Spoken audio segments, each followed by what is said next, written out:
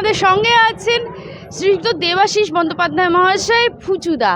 তো ফুচুদা কিন্তু আজকে ফুচুদার এই বাড়ির পিছনের যে মাঠটা, সেই মাঠটায় কিন্তু পান্তা খাওয়ার আয়োজন করেছেন একদমই শীতলা পুজোর সময়। অত্যন্ত গরম, অত্যন্ত তাপদাহ, সেই সময় মানুষকে একদম মানুষের শরীর যাতে ঠিক থাকে, মানুষের পেট যাতে ঠান্ডা থাকে, তার জন্য পান্তার আয়োজন করেছেন।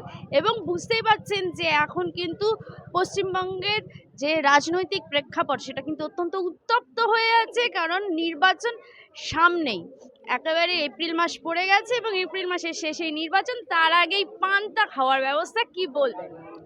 এটা আপনাদের কর্মব্যস্ততার জন্য আপনারা বিগত দিনে হয়তো আসতে পারেননি, হতেই পারে, কিন্তু আমরা এইখানে মমতা বন্দ্যোপাধ্যায় সরকার হওয়ার পর থেকে এমন কোনো বছর বাদ নেই যে আমরা এই পান্তা ভাতের অ্যারেঞ্জমেন্ট করিনি।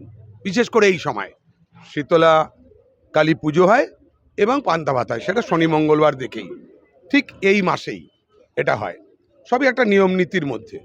তো সেটা প্রতিবারের মতো এবারও আমাদের বিগত দিনের মন্ত্রী, বিধায়ক, এইবারের 4 বারের প্রার্থী ব্রাত্য বসু অবশ্যই জয়ী হবে প্রচুর ভোটে, সেই প্রার্থী সে এসছে, এলাকার গণ্যমান্য ব্যক্তিরা এসছে, কাউন্সিলররা এসছে, এটা প্রতিবারই আসে, এটা নতুন কিছু না। নতুন হচ্ছে এইটা যে এইবার একটা আলাদা পরিস্থিতি, কেননা এসআইআরের রাগ মানুষের আছে, মাথা গরম আছে, বিজেপির মিথ্যা প্রতিশ্রুতি, তার জন্য এলাকার মানুষের মাথা গরম আছে।